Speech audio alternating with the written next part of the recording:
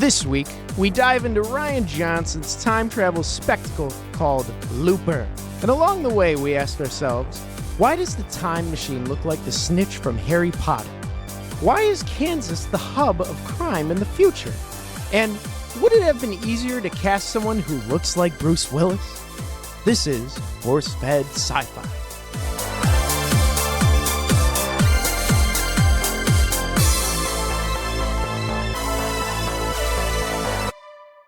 Hello, true believers, and welcome to another exceptional episode of Force-Fed Sci-Fi. I am one of your co-hosts, the bodacious Sean Michael Culp, and I am joined by my ecstatic co-host. I am the non-time traveling Chris Rupp. At least for now. For now. For now. Until it's invented and I want no part of it. You don't want any part of time. No! Come on, Neither man. do the people in this movie, apparently. No, they do not. Yes, this film is chock full of time travel. I'm so stoked to talk about this film, Looper. Yeah, you were pretty yoked when this got picked by Major Samantha last week. I was pretty yoked. I remember when it came out, I was like, yes, this is amazing. And then I hadn't seen it for like 7 years, so I guess I skipped out on that. Yeah, it was like 2 days after we picked the movie. You're like, I got 6 pages of notes already. I was yoked, man. I went to the library the next day. I rented the Da Vinci Code and then this. Oh, wow. Yeah, it was super fun. But let's dive into this spectacle. Yeah, let's talk about Looper. Let's give a quick breakdown of the plot. Sure. So, in the future near the year 2075, time travel has been invented, but it is immediately outlawed and is, of course, used solely for nefarious purposes, for the purpose of sending people back in time to be murdered and disposed of in horrible ways. That's how we use time travel. And it effectively erases them from history. So these assassins, they're known as loopers. So they kill and kill and kill until their loop is closed by killing their future selves.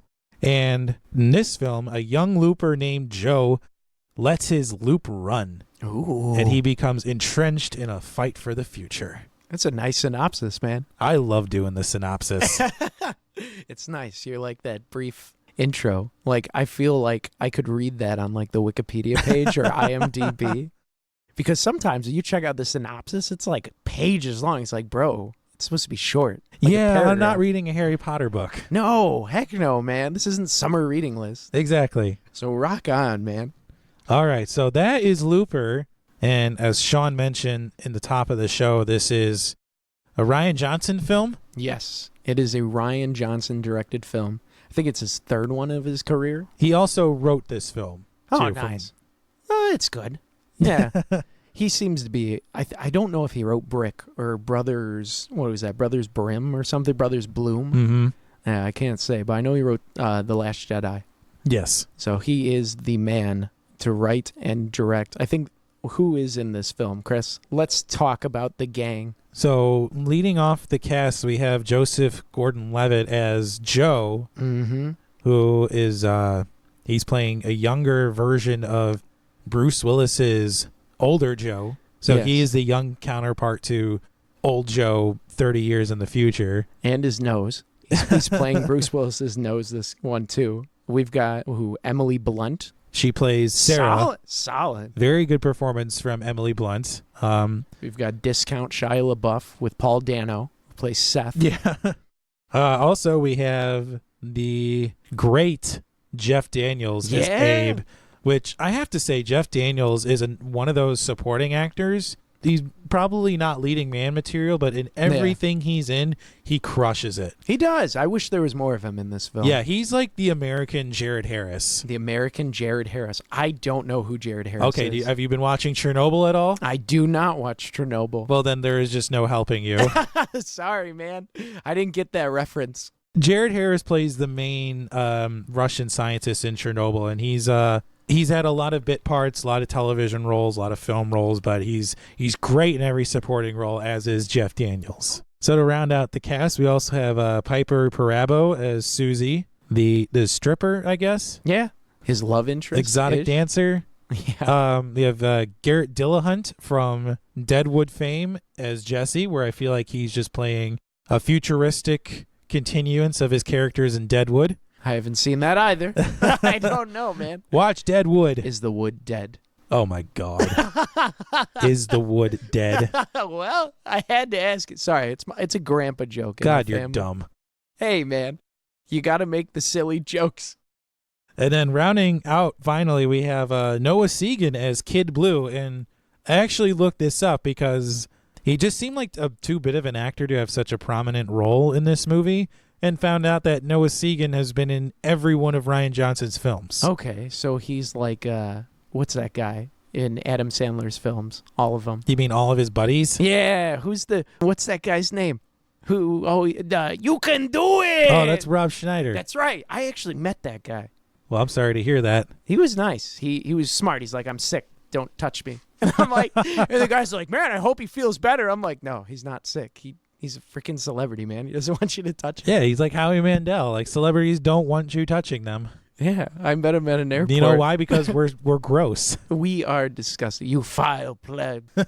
So, moving on from the cast, let's move into development and pre-production of the film. So, I was surprised to find out that this movie was made on a pretty low budget, budget of $30 million. Super, super nice. It was like, it reminded me of an indie film. Yeah. Which is kind of my genre that I enjoy watching. So I think that's why I geeked about it. Yeah, you can make a great movie on a low budget, which is what a lot of studios aren't realizing these days. And he does. Like, that's probably one of the things I enjoy about this film, because it's made on such a low budget, but it's executed so well. And to piggyback on the studios, I just think they want the big blockbusters. Man. Yeah. They want it all. Well, Rian Johnson had been collecting ideas on the script since 2002. Mm-hmm. And you had an interesting point about the studio, like, switching locations during production. Yeah. So what happened with that? So with that, they weren't getting enough funding because they wanted to actually do a scene in France. So they couldn't, because during the film, initially he was learning French. Joe was. But since they couldn't get the funding, they went to a Chinese company, actually. It's like DMG. And the Chinese company was like, hey, it was like DMG Entertainment. And they said, Mr. Johnson, we would love to give you the rest of your budget only on the idea that you cast a Chinese actress and you film in Shanghai. So Rian Johnson was like, sure, I'll do that. And then for the later in the film, he actually added, I think, 10 minutes of length for like Chinese audiences overseas. I was going to say, yeah, something like that would lead to pretty big changes in the overall film. Yeah. Well, that's the thing. On one of the interviews I read by him, he's like, oh, it wasn't too big of a change at all. And I'm like, his wife is different, and like the location. He's not going to Paris. He's learning a new language. I guess it's somewhat minor, but still. That was cool, though. Kudos. Shanghai was the perfect location in this film. Yeah, I mean, Nice and Shanghai sleek. has been in a lot of films, and the architecture and the lights, and depending on how it's shot, you can pull off a very futuristic look to Shanghai.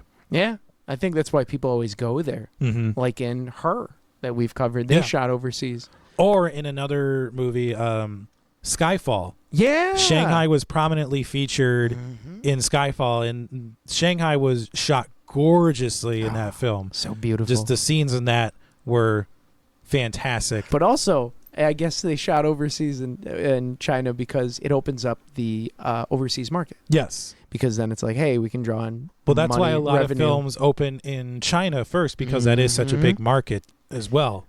So yeah, for all you people that don't know why there's China in a lot of your films, it's moolah. But in addition to being shot in Shanghai, this film was predominantly shot in Louisiana. Yeah, despite being called Kansas. Why couldn't you just call it Louisiana then? Maybe they wanted like Southern accents then. People would be like, Emily Blunt's character would be like, hey, get off my lawn. Old Gran Torino. But I also saw that Rian Johnson cited films like The Terminator and 12 Monkeys as influences in terms of the science and Witness. action, and Witness definitely for the second half of the film. Yeah, Harrison Ford in a fantastic role, His but sole Oscar nod. if he wants. unfortunately. It is unfortunate. Yeah, we've been talking about Harrison Ford a lot. He's great. But I also found this, the diner set that was built in Louisiana that was actually still standing after Hurricane Isaac rolled through the area. So they built it well. So they built it well. And if you, I'm not sure if it's still standing now, but it is in, hope I'm pronouncing this right, Thibodaux, Louisiana. Hey, man, I don't know. So I'm going to take that for what it is. Yeah. Hey, add us if it's wrong. Yes, please. If you're in Thibodaux, Louisiana, and that set from Looper is still there, please let us know.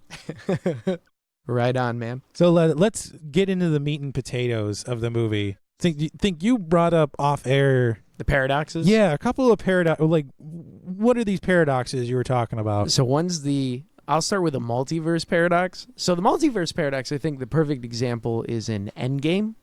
Like with that, I always forget that stupid chick's name. Nebula. Nebula, that's right. So Nebula in Endgame, I guess spoilers, it's been out for like 2-3 months.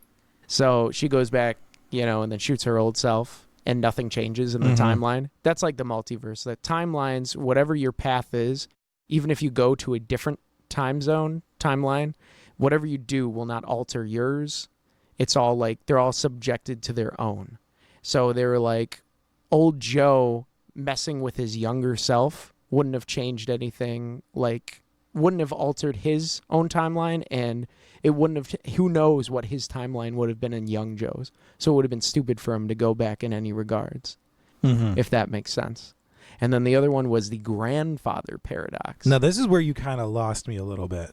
All right. So the grandfather paradox is basically, if you, Chris Rupp, wanted to go back and kill your grandfather for some reason, maybe, I don't know, he shot your dog, and you were mad at him shooting your dog. So you're like, screw you, old man. I'm going to kill you so you're never born, so you can never kill Delilah, right? Mm-hmm. So then you go back in time and you kill your old man so that you don't exist, your family doesn't exist, and he doesn't exist. You, in essence, would erase yourself and everything as well as him. Okay, well, how does this apply to Looper? Because that paradox that you're talking about is built on the premise that whoever is going back in time to kill their grandfather also built the time machine. Yes. So in Looper, what I read a bunch online was, with him killing himself, old Joe would have never gone back in time, so he would have never shot the kid. They would have never met Sarah, and like none of the actions that took place would have ever happened. So the kid would have still become the Rainmaker, regardless. So nothing that would have happened would have happened. It would have been, there would be no movie, essentially. Yeah. So that's kind of like one of the arguments that people are saying. This film is bogus with the ending because it wouldn't even be real. I don't know. I think this film, in terms of timelines and time travel, borrowed a lot from 12 Monkeys. Oh, dude, totally. In that time is a closed loop. I mean, yes. The name of the title, obviously. Yeah, I like that portion of the film now in like hindsight, because I didn't like much with 12 Monkeys when we talked about it. I'm like, oh, it's boring, closed loop. But now we literally did a film about Looper. Yeah. People looping, and it kind of opened my mind to like how fragile it is. And we've seen a ton of depictions of time travel so far in the run of this show. And every huge. film has had a different depiction of how it works. Every single time. It always, which is kind of cool. I like that. That's why we like cinematography, or like cinema.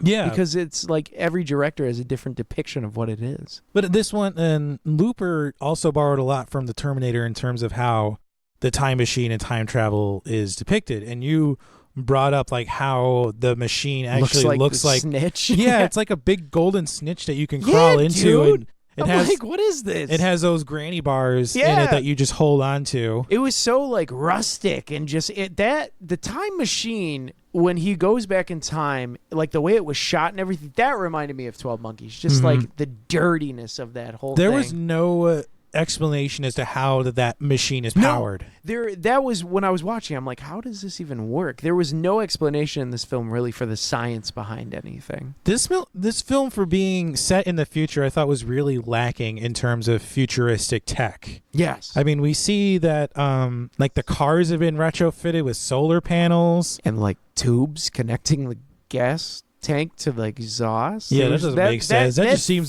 so bad. That threw me. But we'll talk about Ryan Johnson's Well, decisions. we see also the cell phones are about the size of chest tiles. Yeah, and they're glass or something. Like you were saying, you would break it. I'm sorry, like, if I put that thing in my back pocket and I sat down and hear it crack, I would just be crap. That is the 5th one this week. I was like, my mind was boggled with how they work. I guess maybe it's like everything's a hologram. Like the television was the same. It just like shot out. Well, it was so weird. Well, smaller doesn't mean more advanced. Yeah.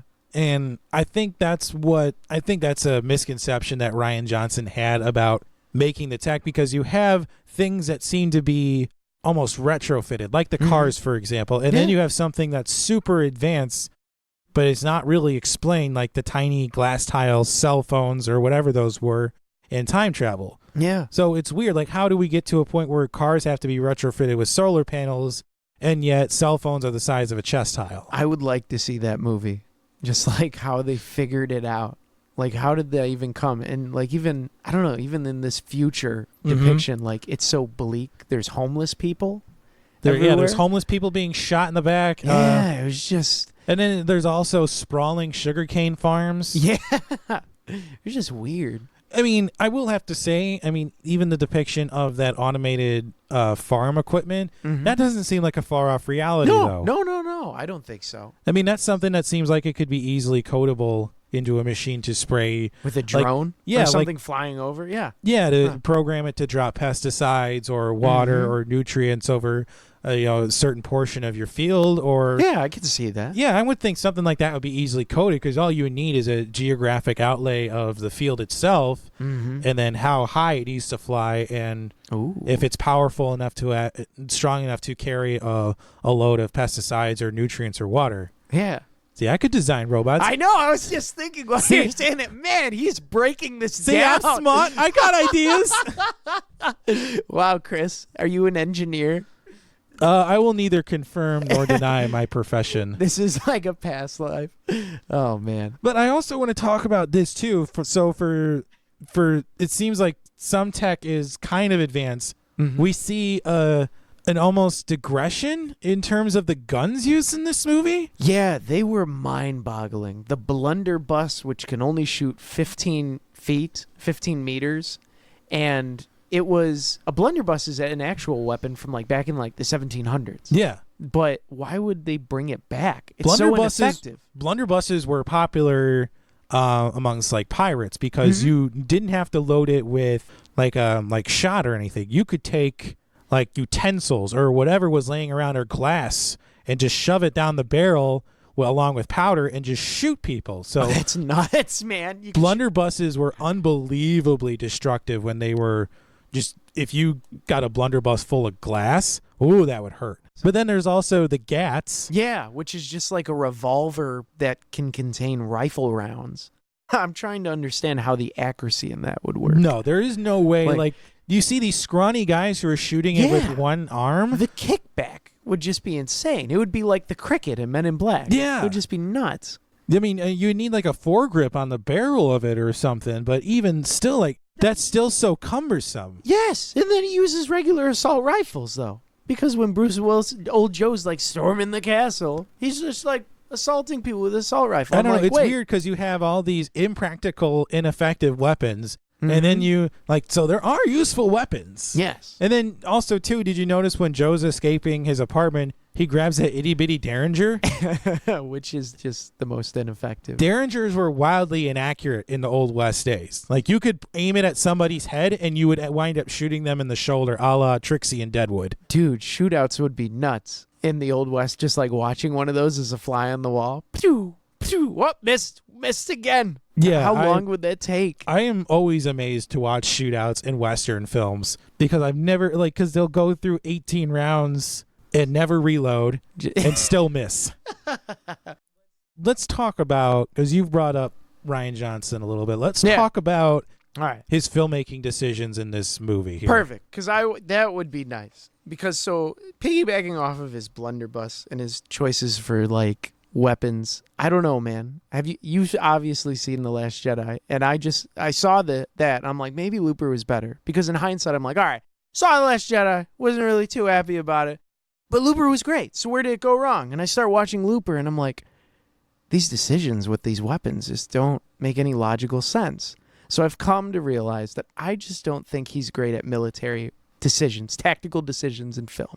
I don't know if you agree or not, because the bombs dropping in Star Wars was like one of the many things that people were pissed off about. I think he was trying to do something different with the Star Wars films by injecting humor, but I think he went a bit too far with that. Yeah, man. But like, I don't know, the weapon usage, I don't think he knows like how to write for logically utilizing weapons effectively. Like, you can ask a cop or like a soldier or someone like how weapons work. You know, you don't have to just make it up. Well, what other gripes do you have besides the choice of weapons in this film? The lens flares. He like thought he was J.J. Abrams for a second. Like, I couldn't believe it, man. I like in the city the entire time there was a light. Like any corner, you just see this lens flare, and I'm going, dude, what is up with this, man? So the lens flares was my were lens your flare. lens flare? They were the literal lens flares. I've never seen that before. We haven't done a J.J. Abrams yet, but I couldn't believe it. I forgot about the lens flares when I watched this. You know, my lens flare was the prosthetics put on Joseph Gordon-Levitt to make him look like Bruce Willis. That was another decision that I guess we can't really, well, no one really understands. Why didn't they just cast someone that looked like Bruce Willis? Or just not. Or better yet, why even have the prosthetics at all? Why not just why not just have him do the mannerisms of Bruce Willis? Yeah. And just leave it at that. You don't need to add prosthetics on there. There's also because producer Jeremy's wife was commenting that when she was watching the movie, she couldn't look at him. I mean, I could you just look at the eyes. You don't look at the nose. You know. I don't know if you do that in society when you're walking down the street. You know, someone's got a big pimple on their nose. You just look at the eyes, man. Me being me, I wouldn't be able to not say anything. What? You're that guy? I am that guy. I can't help it. What's on your face, man? Well, I don't sound like Tommy Boy when I do it. Excuse me, sir. What is on your face? Oh, I just do the John Candy Uncle Buck, flip a quarter down and say, why don't you go get a rat and gnaw that thing off your face? Dang! That's not offensive. But yeah, the makeup, it was kind of mind-boggling. It was just distracting, but I got over it like about 10 minutes in. That was really the only bit of makeup used in the film, and when it's done like that, everybody knew going into it that they were going to use prosthetics on Joseph Gordon-Levitt's face to make him look like Bruce Willis. Everybody knew that was going to happen. Oh, they marketed it. Yeah. Look at his nose, everyone. I mean, man, that nose was made for cocaine. But dude, the schnoz was huge. But the makeup on that, I don't know why. I think the audience would have been forgiving. No, if they instead didn't of snorting use it. cocaine, he's dropping designer drugs into his pupils. Yes, they didn't even use the nose correctly. I didn't even understand that, man. Though the drugs in the future were kind of cool. They had that nice trippy scene. The only drug was very well shot. the stuff in the eyes. There was nothing else. There wasn't any weed or anything. So the first time watching it, I thought she was smoking weed all the time on the farm. And I'm like, man. Turns out she's not actually smoking anything at all. She's just pretending to smoke. I know. Well, I caught that in the theaters. I said, oh, it's not even going down. Or the cigarette kept changing the lengths with each cut. But for the first time I saw it, I thought, wow, she's smoking weed around her kid. This is a very woke society. I also want to bring up, too, the setting of the film. This film is set in Kansas. It was. Which apparently in 2044 has become a major hub of crime. Indeed. It is the hub of all crime, apparently, in the United States. Somehow. I don't know crime records in Kansas. I didn't look him up. Yeah, I tried to look up. I'm assuming this film was set in Kansas City. Okay. Yeah. And I tried looking up crime statistics, and it was just all too jumbled. It was too jumbled up and down. Yeah. They never know what's going to happen. I mean, I'm not going to make assumptions on what crime is like in Kansas City, but according to this film, it is like the Wild West, apparently. Totally. Just Gat owning the city, mob running amok. Cops helping the Gatmen find old and young Joe. That was crazy. Well, they said Abe ran the city, which is smart. Would you like to live in this Kansas City? Absolutely not. Heck no. I mean, I'm not, again, I mean, people in Kansas City, I mean, please tell us what it's like. Is it fun to visit? Are there any cool breweries there? Yeah, because you do love beer. I did meet, I worked with someone from Kansas City. She liked it. Theater was popping. booming. But there are 2 Kansas cities, right? There's one in Missouri. Yeah, and then there's the one in Kansas. Yeah. But yeah, it was weird. I can't believe how much crime was around. Yeah. Just running through the Loopers cornfields, and, man. Like, and Gatman and the club. But I guess at the same token, that is a good spot to do it. Because it's not as filled with people, the population size, and you can just shoot someone by the cornfields, throw them in an incinerator, call it a day, man. I thought it would have made more sense to set this film in, say, like a suburb of Detroit. Yes. I mean, see all the burned buildings. Detroit has crumbling. long had a crime problem. It would make sense to set this movie in a city where there has always been a crime problem. Like, even if this was set in like futuristic Chicago, that would make sense too. But I could also see Detroit being like, oh, we're trying to erase that stigma, you know? Piggybacking on the stigma of what is. So I get why he picked Kansas. There's no way to completely eliminate crime in any city. Well, exactly. And you're always going to piss off someone, right? So I do like how this movie accomplished an almost retro feel. Yes. Especially with the wardrobe choices. Totally, man. Even the cars. I did find it funny, though, that that Abe is denigrating Joseph Gordon-Levitt on his choice of wearing cravats. And yet the man is wearing, it looks unkempt in a beard and a robe for pretty much the entire film. I know. He was bumming it out, man. I like, though, how he's like, why do you wear a tie? You know, he's hating on the tie. It's like, man, he's just trying to live. Let this boy live his life, man. Yeah. But he was just crap talking. Did you like the motorcycle? No. You didn't like the motorcycle in this film? It wasn't a motorcycle. It was pretty much an unsafe, jet turbine prototype that I would not want to stick between my legs and, quote, ride around on. I would not want to do that. No? I mean, who knows what the future is, man? Wheels could be gone. You could just be using hover cars. Yeah, that's not going to happen. Right? I didn't mind the motorcycle, actually. I thought that was kind of cool. Like future tech. And it was great use of CGI. It looked pretty darn well done. Yeah, I would. And producer Jeremy brought up this comment. If you are going to make a film that's set in the future, I mean, make more of an effort to actually look like it's futuristic. Well, who knows how much of the $30 million budget was Bruce Willis's salary? So, you know, maybe they're like, well, 10 million's going to Bruce, so we only got 20 million to work with. But even her looked more futuristic than this, and it didn't do much to accomplish that. Yeah, but her also had like a lack of like CGI and action scenes and location. So, but I did like what they did with it. They did a lot with a little. And Rian Johnson's filmmaking decisions beside, this movie is a good character study. Well, that's what he called it, because when people were coming at him with the paradoxes and the questions about the ending, he said this isn't a time travel film, it's a character study. If you're going to have gripes about time travel, he's like, go watch Primer. That's a time travel film. If you want an actual film like characters, watch my film.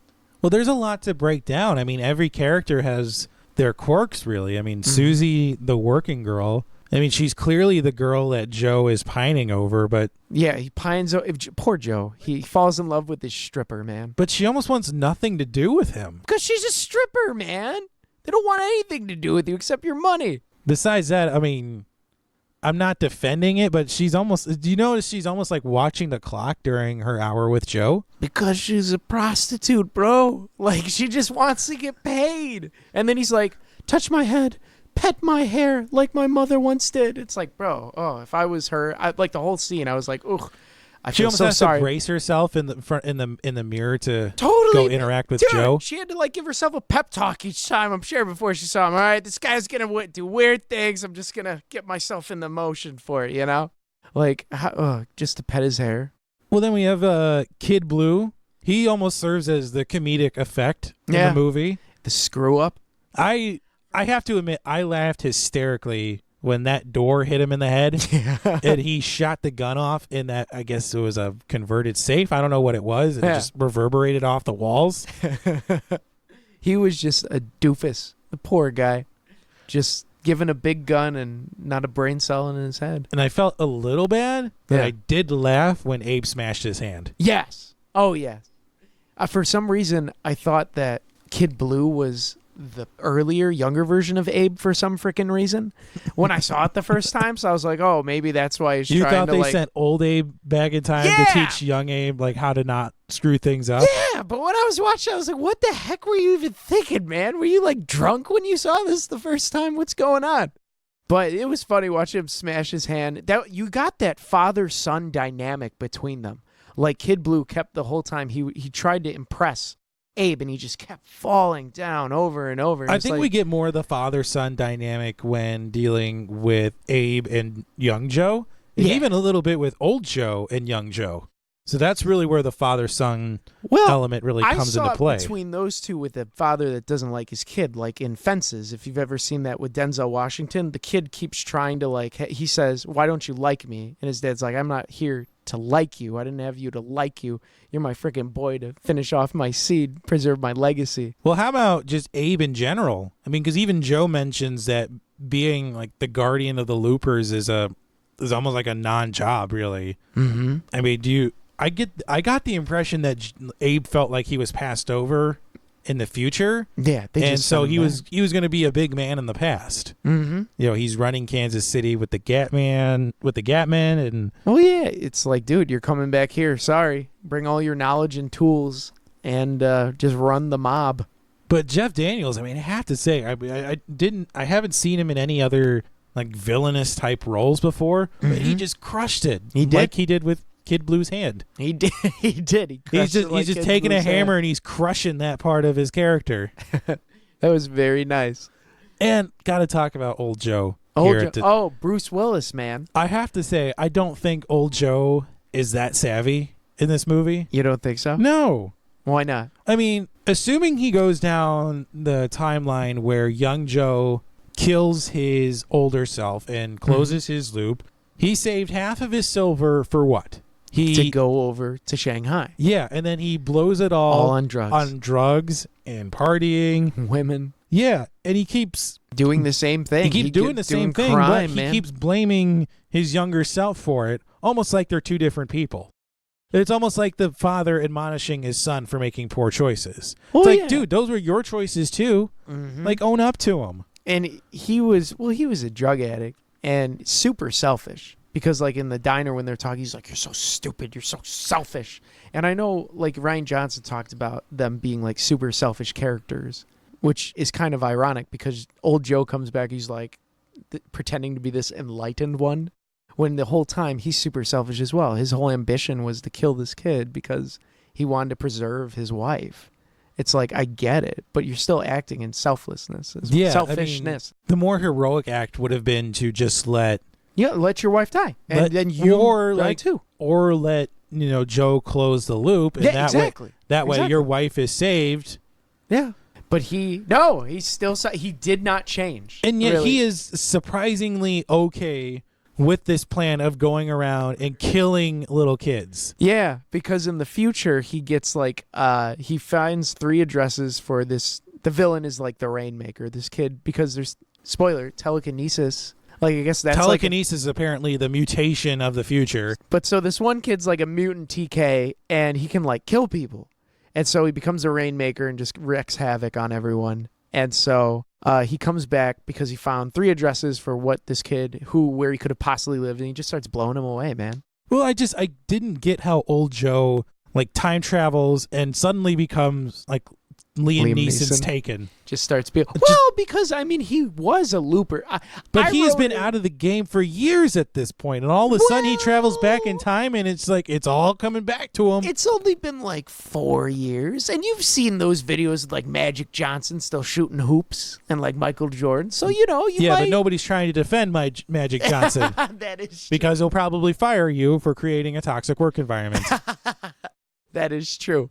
But Bruce Willis, he does like do the Liam Neeson Taken elements, which I actually enjoyed in this film. That was some of my favorite moments, watching him not blow away the kids, but when he takes out the Gatman, like he's storming the castle. That was awesome. Well, my whole thing too was he was a looper. He was. He should have known or should have made peace with the fact that they were going to come for him in his old age. Well, I believe he says it in the diner that he was totally fine with. He knew his 30 years were up because that was in 30 years. Once you close your loop, boom.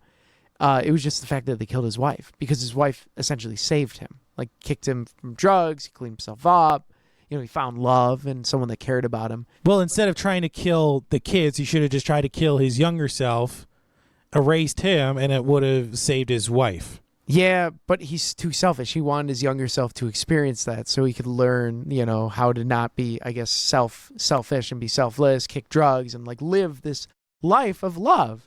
I think he knew that he was going to die, but he wanted to live and have his wife continue on. Mm-hmm. But since she was murdered by pretty much accident, she just made a movement outside and they shot her. I mean, it kind of sucks. I get his motivation, understood it, but it just kind of, you couldn't like him as a character for blowing away the kids. And it was just like, dude, if you want to be selfless, letting your wife die and just you perishing would be the selfless thing.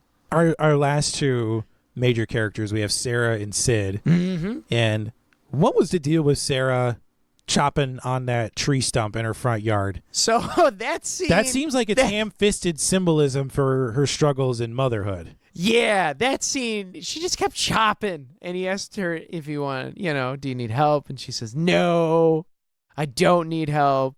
Get away from my son. That stump is her attempts to be a mom to Sid. She was a terrible parent to him. Every time Sid would freak, she would just hide in a safe. Well, and speaking of Sid, that kid clearly does not know how to handle his emotions. And No! she's not doing anything to help that. Well, that pissed me off while watching this. I'm like, you suck as a mom. You're not communicating to your kid this whole time. And you're like, no, just let him do his thing. It's like, no, woman, you're doing a terrible job. And Joe sees it. He just hit puree on Jesse. Like, what do you want? He did. His buddy that he liked. I'm like, all right, man. Even young Joe was going to kill him. And I thought that would have been an interesting take. But at that point in the movie, I was like, oh, he understands where old Joe's coming from. So that was kind of a nice tie-in where they understood each other. Really, we could have spent all this time talking about the many parallels. Parallel time. So we have Abe seeing the bad path of Joe and changing it. Mm-hmm. And then Joe seeing the bad path of Sid and changing it, with Joe making the sacrifice to kill himself, erase old Joe, and hopefully change Sid's path of not becoming the Rainmaker. Well, they both said it. I think Abe at the beginning, he said, and then I saw it.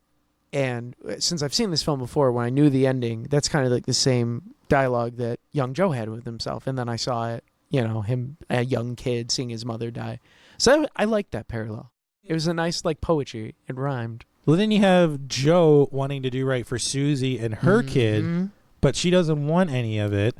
But then at the end, old Joe brings all of young Joe's silver. Yeah. And then all of a some. sudden, he has done right for Sarah and Sid by inadvertently having all of his silver there. Because he can't use it anymore. He did. He literally set him up to run away. So that would be my question. Would you have taken all that money? I mean, because I was thinking about that while I watched it. I don't know. That's a lot of gold, bro. It wasn't gold. It was all silver. It was silver. Oh, because I don't know what happened with his. Yeah. I don't know what happened with the gold. That was kind of left unanswered, unless it was somewhere in the truck or it was thrown at Joseph Gordon-Levitt. Because he gave him a piece, I think, of it. Yeah, he threw a piece down at him and was like, "Hey, get out of town!" Like, with just that. Like, that's what I thought too. And then once you see the truck flipped over, then all the silver, I said, "Oh, okay." But his original advice was hop on a train and get out of town. And he's like, "With what? I know. You didn't leave me anything, and you took my truck. You douche! Come on, man. At least this time he said, "All right, well, I'll give you some gold." Well, then also too, another parallel, you have old Joe changing, turning his life around, but he's not willing to believe that Sid can change. He did not. So this was a gripe that many people had with the film. In old Joe's timeline, Sid becomes the Rainmaker without him having any influence on him. All right, the kid has a synthetic jaw. So in old Joe's mind, the kid is predestined to become the Rainmaker because he didn't interact with Sarah. The difference was that young Joe did have that interaction. But that's kind of like the paradox that people have in the film, that the kid was predestined regardless because he already became the Rainmaker without old Joe's influence on him. Sure. And then someone also said online, which is kind of interesting, why would old Joe be the only looper trying to kill the Rainmaker? When other loopers from Well, the not future if- try to kill the kid Because remember earlier in the film, the Rainmaker, all he was doing was closing all the loops. Closing all the loops. He was getting rid of them. But is old Joe the only one with the idea to go back in time and kill the kid? Maybe. So who knows? I don't Maybe he know. was the only one who succeeded at it. Exactly. I don't know. And so that was one of the gripes, I guess, in toxic fandom, that the kid has a synthetic jaw in the future, old Joe's, but he never got shot. Maybe his mouth decayed. Maybe the homeless guy that was approaching his mom did something to him. I don't know. Who knows? A lot of like tiny Tidbits. bits of dialogue give you clues as to why the Rainmaker Yeah. does what he does with the vagrant executions and, Oh yeah. and closing all the loops. Well, because he doesn't with Sid, like his mom, he thinks his aunt whom he killed was his real mom. And that Sarah wasn't his real mom. So his whole like idea is, oh, you're not my real mom. You're a liar. You're all liars. Liar. And so I get why he grows up to become, I'm going to kill all like the homeless people, all the loopers, all the bad people in the world. Because the kid makes some cryptic statements where it's like, whoa, just, I don't know. He kept saying these lines that made me like cringe. I don't know if you felt that. Not really. The kid was cute though. Well, kid was just a dummy. What? You thought the kid was a dummy? Oh, you mean kid, like the kid Sid, Yeah. not Kid Blue. No, not Kid Blue. Sid. Well, you have Kid and then you have Sid. Oh my God. Did you think Sid? I thought Sid was a good kid. The kid acted the heck out of it too. Yeah, I mean, I agree with your gripes about Sarah not being the best of moms. Well, that's why he became the Rainmaker. She's not as I mean, Sarah herself is an odd character because she's so anti-Joe. Yeah. At one point in the movie, and then she just has this flip after he's protected Sid, and he's like, "Oh, now I can sleep with you." I know, that was so fast. When I saw it, I'm like, really? After this? But hey, man, hookup culture nowadays. You can have sleep with someone that you meet on Tinder after a couple messages. But I don't know. I've never met moms like that, so I can't tell you, dude. I never had that experience. Well, also too, I mean, she has a chance to be forthcoming about Sid's TK abilities, and yet she doesn't. I know. She doesn't tell Joe about that. That seems like something that somebody should know. Super important. I mean, she was so guarded. I mean, # game changer there. Yeah, that's why I didn't really like her character throughout the film. I thought she was just doing a terrible job. So this week on Force Fed Sci-Fi, who's not doing their job was Sarah. Yeah. As a mama. Yeah, Mama Sid, Mama Sarah. But the farm sequence, yeah, that was very witnessy. Yeah, just that whole ending there. I mean, there's a lot to try and unpack. I mean, you have, I mean, they loaded up the bed of that pickup truck just so it would look cool on screen when it got flipped over. I know. I was very upset when that kid did that thing. But I understood what you mean. Like, especially at the end of the film, you're just kind of like, let's get this over with. Because when he flips it, it's like, all right, he's going to have his freak out again because we have to get to the point where Joseph Gordon-Levitt kills himself. Well, then you also have old Joe trying to convince young Joe to just get out of the way. Mm-hmm. And young Joe, I mean, he finds poor Sid in the field covered in blood. Yeah. And you can tell that little kid's been crying. Yeah. I mean, it's not like he meant to do what he did to Jesse. No. I mean, because what he did to Jesse was just horrifying. But in Sid's mind, he was protecting Sarah. Mm-hmm. He was. And you see the tears running down the kid's face. And I think that's the moment when Joe realized that, like, he is a good kid. He's just a kid, man. Yeah, you can't write off like a 5 or 6 year old kid. No, and I've worked with like in one of my gigs with a bunch of young kids, and I understand that kids emotionally, man, we're just like little animals. We don't know how to control it all. And that even goes into adulthood. Axl Rose was a fiery man well into his 40s. But speaking of Jesse getting pureed in the house, who is your red shirt in the movie? Oh, my red shirt is the homeless man that got just blown away right at the beginning. Yeah, he got shot in the back with the shotgun slugs. I said, oh, so this future we can just wield and deal, man. Bam! Steal anything off my lawn. How about you? My red shirt, I would have to say, is old Seth. Old Seth? Well, because they're carving up young Seth to get him to come to one location. Yeah. To me, all you had to do was when you captured young Seth, Just like throw him into the incinerator or whatever, and boom, you take care of old Seth. Well, Abe was like, we can't kill him because it will ruin his whole like time, the timeline as being a looper and everything. But they end up dismembering him.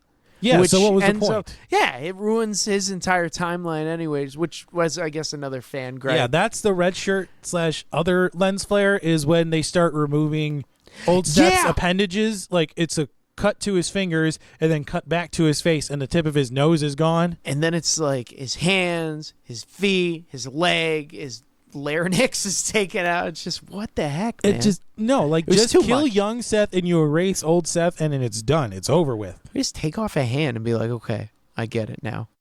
Yeah, would you let your looper run? No. Well, actually, first, would you be a looper? No. No, you wouldn't be a looper? I don't want to be a looper. No? Because the job ends in death no matter what. That's true. But you're either killing your future self or someone by closing your loop, and then you're growing old, and then you're taken away by people just to be killed again. Yeah, but on the flip side, on the morbid side, Chris, I don't see a flip side to it. Aren't we all going to die at some point? So why not get rich while doing it?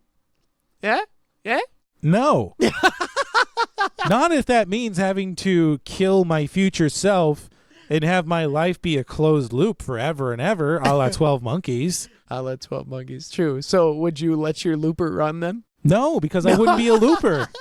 That would not in any alternate reality. You wouldn't even bypass the morals and ethics and be like, what, I'm curious. No, because I wouldn't be a looper in the first place. That's funny. I think I would give it a shot in one alternate reality. Just see. Just for giggles? Just for giggles. See how that Sean turns out. Yeah. Why not, man? You get to fire the blunderbuss. You mean the ineffective weapon that's only good past, 15 feet? God, what a nice write-off. He was smart for that ending scene because a bunch of people were like, well, why didn't you just shoot old Joe? It's like, nope, he was beyond 15 He tried feet. to. Yep, didn't work. Ryan Johnson was smart. But what he should have done was taken the gat from Kid. Because Kid Blue was still holding on to it when he got run over or whatever. But I think old Joe scooped it up. Old Joe had the gat? Okay, I wasn't sure if that was his own weapon that he brought from the place or not. Okay. Well, I think smart Ryan Johnson. I think we finished the main course, the meat and potatoes, that is Looper. Yeah. Let's talk about the legacy of Looper. The legacy? Yeah, this film grossed $176 million in 2012. Good. Especially for an indie film. Yeah. But 2012 was a huge year in films. That's what you were saying. There was a bunch that were released. There were four films that crossed the $1 billion mark, which had never happened before. All right. So you had OG Avengers. OG Avenger. You had Skyfall. You had The Dark Knight Rises, another movie with Joseph Gordon-Levitt. And this was a big year for him, too, because he also starred in Lincoln. He made all of his money. And also The Hobbit, the first film, An Unexpected Journey. Mm-hmm. And actually, I looked this up, too. Looper opened on the same weekend as Hotel Transylvania. So it got blown out of the water in the box office. No, by Hotel Transylvania? Yeah. Get out of here. Looper finished second in the box office to Hotel Transylvania. What? The Adam Sandler cartoon? Yeah. Oh, my gosh. That's crazy, man. But obviously, this is the superior of those two films. Well, I haven't seen it, so I can't say. Well, Looper does see Adam Sandler be a vampire. Be like, oh, like I can't even do an Adam Sandler impression. I mean, and take whatever stock you will of this, but this film does hold a 93% on Rotten Tomatoes. Yeah, it's okay. 93. Yeah. But no nominations for any major awards, no Golden Globes, no Oscars. When I saw it, I thought it would have at least like a screenplay, something, but nothing. Some critics awards, but nothing really to write home about. It was even snubbed at the Saturn Awards, which honors science fiction and horror films. Did it get a Saturn? No, not a single one. Not a single. That's crazy. But it did also make over $30 million from home media sales. Oh, well, there you go. So for an indie film minor indie film made on a $30 million budget to make over $200 million. That's not bad. And it's a pretty good science fiction film. Yeah, that's accomplishing quite a bit. I wonder if it didn't make like any Saturn Awards because of like Ryan Johnson not embracing the science behind the film. Could be. Because really the film isn't too sciencey. It's more like a drama, if anything. But I did want to ask you this, too. I mean, do you think this is the last authentic performance that we will get from Bruce Willis? I always hope that he'll do another one. But now he's like a B-movie star. Yeah. Which kind of stinks. I really enjoyed him in this. The action scenes were insane. Actually, yeah, I didn't bring that up. The action scenes in this movie... There's not a ton. Yes, that's what I loved about it. So I know you like action like Phantom Menace, lightsaber battles, flipping all over. This is my action. Like super quick, super short, moves the plot, has a purpose, a cost, and a weight to it all. But I can't stand any long action scenes like that. But I think for Bruce Willis, that I hope he has another good role after this. Well, I think that's also a good point to jump into the rating of this film. They're using the 4-tiered system. Wait, do you think Bruce Willis? Do I think Bruce Willis will have another authentic performance? Yeah.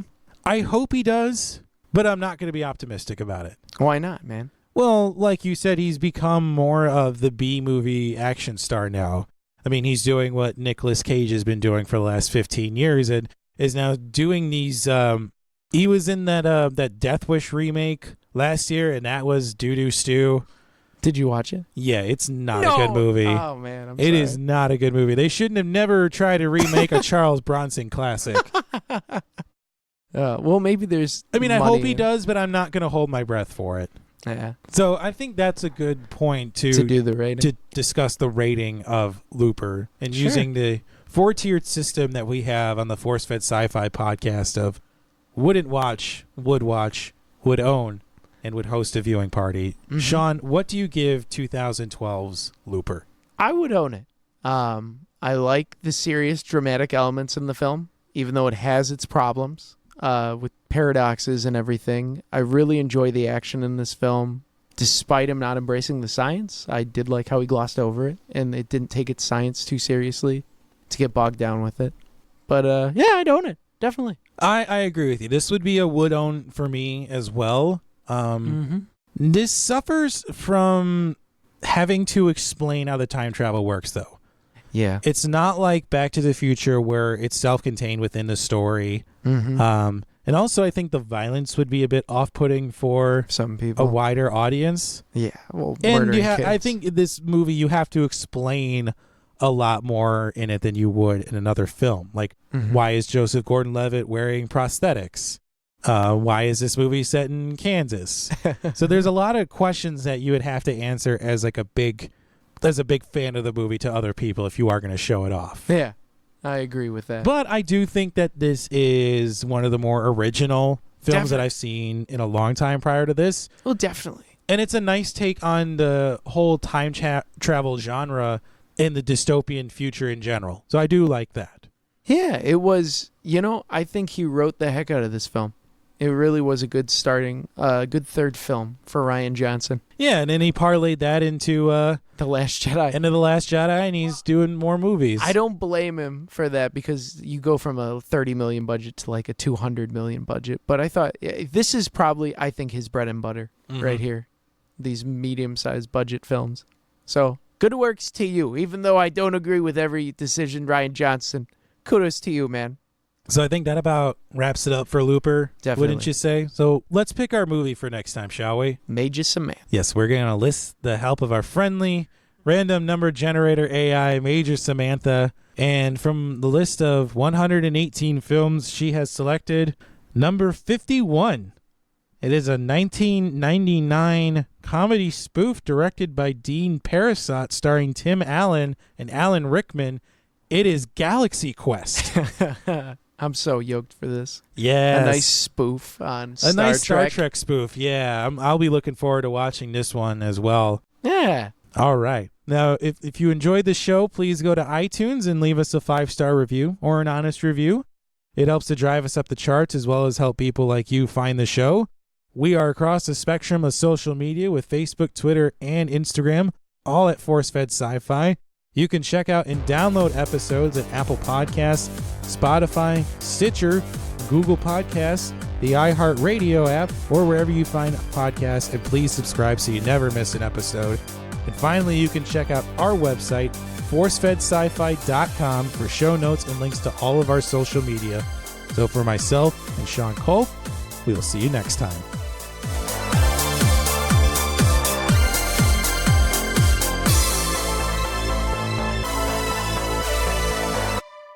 Force-Fed Sci-Fi is written and hosted by Sean Culp and Chris Rupp.